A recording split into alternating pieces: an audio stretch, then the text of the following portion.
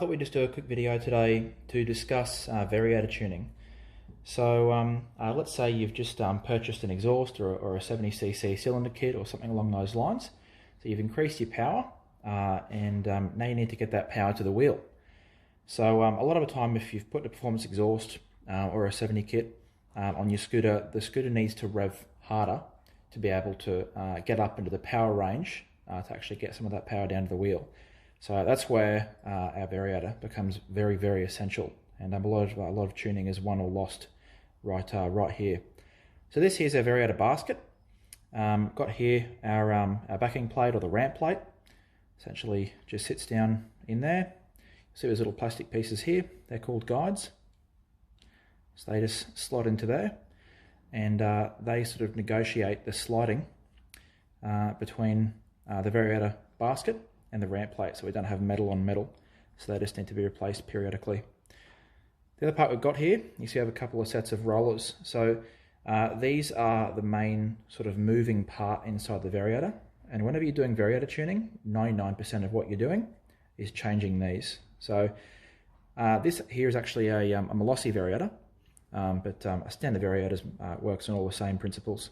So just for the sake of the numbers being easy, we'll call these rollers 6 gram, and we'll call these lighter rollers 5 gram. So just to demonstrate how this works first, so this roller, or 6 of them, but just for the demonstration, I'll just use one. So this sits in its little ramp there. So once we've got the ramp plate in there, I'll just push that all the way down. You can jiggle it around. That roller's not moving, it's jammed right in. So this ramp plate is essentially being stopped by the roller. So as this spins up, this is attached to the crank, spinning around like so. The centrifugal force from the weight of this roller throws it outwards and pushes it up this little ramp. So as it pushes up the ramp, you'll see on the ramp plate here, this one's actually been installed on a scooter to test with, so we've got a couple little marks here we can reference from.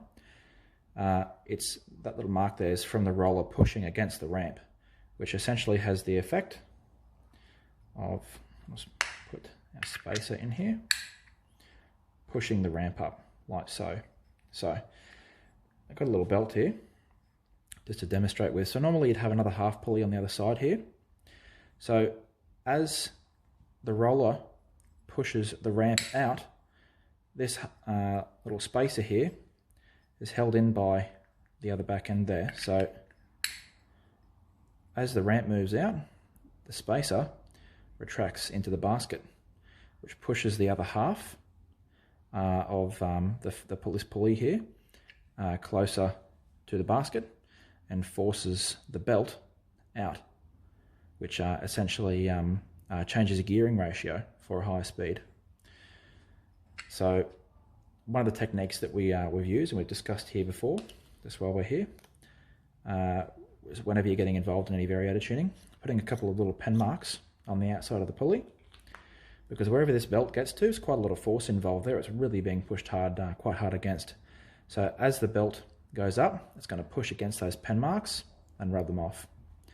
So you'll see on this particular variator, when it's been installed, you can actually see, because it was brand new, a little wear mark just here. So the belt on this has gotten right up to that wear mark. So not quite all the way to the outside, but very close. So as you get to the outside of this as well, the difference becomes exponential. So that very small amount of variator pulley there that hasn't been utilized by the belt is probably 5 or 6 kilometers an hour. So you can see why at this stage of things a very small difference starts to make a pretty big difference in real life.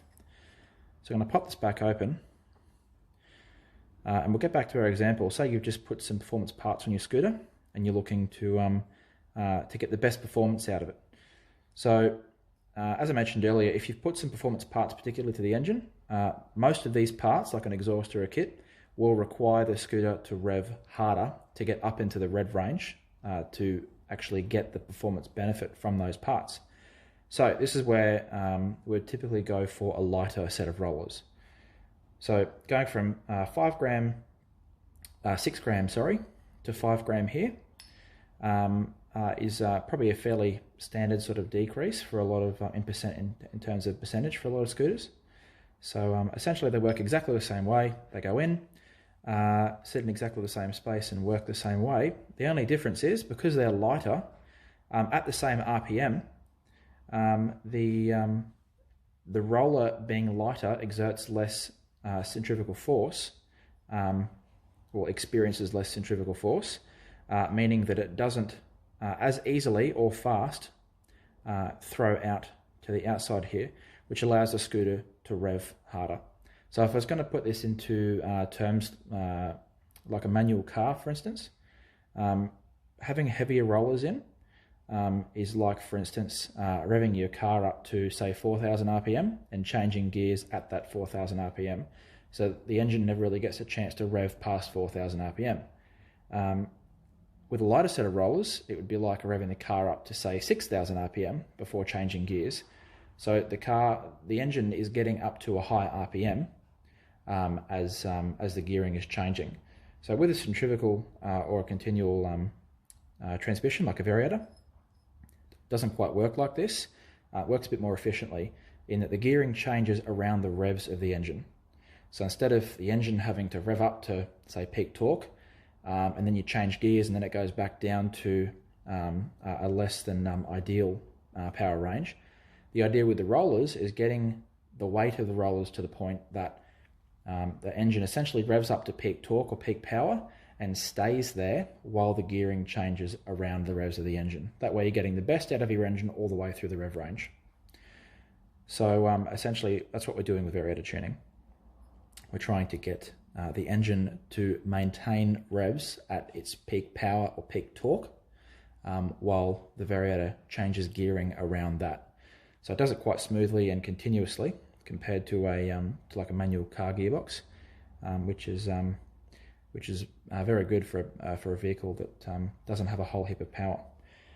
So when you have a couple of different sets of rollers, you may find that, for instance, these 5 grams are a little bit too light, and the bike's over revving, and it's not sort of getting anywhere as quick as you want it to. It's just a whole lot of noise without a whole lot of movement. And say, for instance, these 6 gram rollers are a little bit too heavy. Well, what you can do is do what we call 3 and 3. So essentially, you're alternating the rollers in the variator. Now the reason we alternate these 3 and 3 is so that the weight distribution inside the variator stays consistent. If you were, for instance, to put the 3 5 gram rollers here and the 3 6 gram rollers here, one side of the variator is going to be significantly heavier than the other, and at 10,000 RPM, which is not a particularly high revving scooter, it's fairly nominal for most 50cc 2-strokes, is going to be really out of balance, and potentially going to bend your crank and cause all sorts of issues. So always must alternate them in the variator. Now, depending on the variator that you've got, in previous instances, you'll see in here, this variator, all the slots are sort of offset. So this slot here isn't exactly 180 degrees from that slot, and so on and so forth. So in this particular variator, if you were to go 2 and 4, like so, you can clearly see there that it's going to be more weighted to this side because these 2 slots are not 180 degrees from each other. So you can't do that. That's going to cause problems. Some variators, like for instance, I have a used Piaggio variator here, is far closer to 180 degrees. So it's not quite there, but this is the only example I could quickly get together. They're very close to 180 degrees from each other. So on a variator like that, that's 180 degrees, you could put 2 of one weight rollers directly across from each other, and then 4 of another weight. So going along those lines, normally we would recommend, if you are doing some variator tuning, a really good idea is to buy a couple of different sets and span the weight ranges out a little bit. So if you were to have 3 sets of say your standard rollers are 6 gram, like these. Maybe buy a set of 4 gram rollers and buy a set of 7.5 or 8 gram rollers, because you can 3 and 3 multiple different ways, and you can end up with quite a wide range of gearing adjustment or variator adjustment that you can make, because scooter tuning isn't an exact science. In much the same way that car tuning, you have to go to a dyno and get the car, what the car is doing, quantitized and measured. Nothing quite as advanced for scooters. You basically just have to ride it and see how it feels. You could have 2 identical scooters fitted with identical parts. We've experienced this many times over the years, but they'll end up with slightly different tuning sort of endpoints, because every scooter is a little bit different. Anything that's manufactured by mass in a factory is going to be slightly different. So just a couple of basic tips on variator tuning. And the good thing with variator tuning as well is you can't really get it wrong as long as you follow those couple of basic rules, that you're always keeping things spaced evenly. You can basically do whatever fits your preference.